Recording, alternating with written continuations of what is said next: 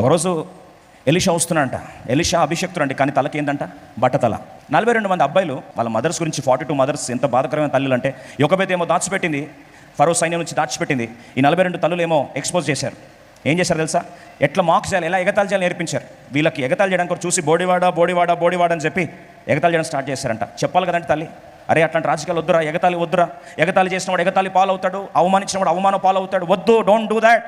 అభిషక్తుడు వద్దు, ముడితే అగ్ని అది నీకు దహించేస్తుంది. నేను మళ్ళీ ఒకసారి చెప్పాలని ఆశపడుతున్నా. If there is true anointing, నిజమైన అభిషేకం ఉంటే వారి మీద మాట్లాడినా లేదా ఏదైనా వారి మీద చేసినా సరే ఆ నిజమైన అభిషేకం అగ్గి అంటుకుంటుంది. A true anointing will spread like fire. దాన్ని ఎవరు ఆపలేరు. వద్దయ్యా అని చెప్పుండాలి కదా. 42 మంది తల్లులు ఎక్స్పోజ్ చేశారు, ఎంజాయ్ చేశారు. చూస్తూ ఉంటే లాస్ట్కి ఎగతాలు చేస్తూ ఉండేసరికి బైబిల్ సెలవిస్తుంది, 2 ఆడ ఎలుగుబంట్లు వచ్చి షీ బేర్స్ అని క్లియర్ రాస్తుంది. ఆడ ఎలుగుబంట్లు అడుగులోంచి వచ్చాట.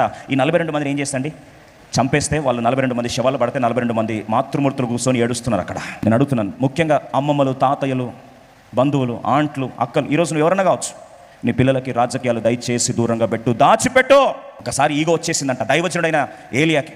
అహాబు నిలబడి, ఎవని సన్నిధిలో నేను నిలబడి ఉన్నానో, జీవముతోడో నీవే అని వస్తూ ఉంటే దేవుడు అప్రిషియేట్ చేశాడు. సేవకుడు కానీ నువ్వు సేవకుడు అయినా సరే అహంకారం వచ్చిందంటే దేవుడు ఎప్పుడు కూడా దాన్ని ప్రశంసించడు. God will not tolerate arrogance, God will not tolerate pride, God hates pride. దేవుడు అహంకారం ఏం చేస్తాడంట?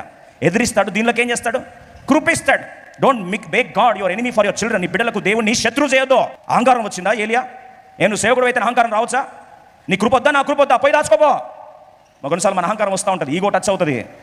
ఎవరిని చూడకుండా ఇష్టం వచ్చినట్టు మాట్లాడుతున్నావా? అహంకారం ఉందా?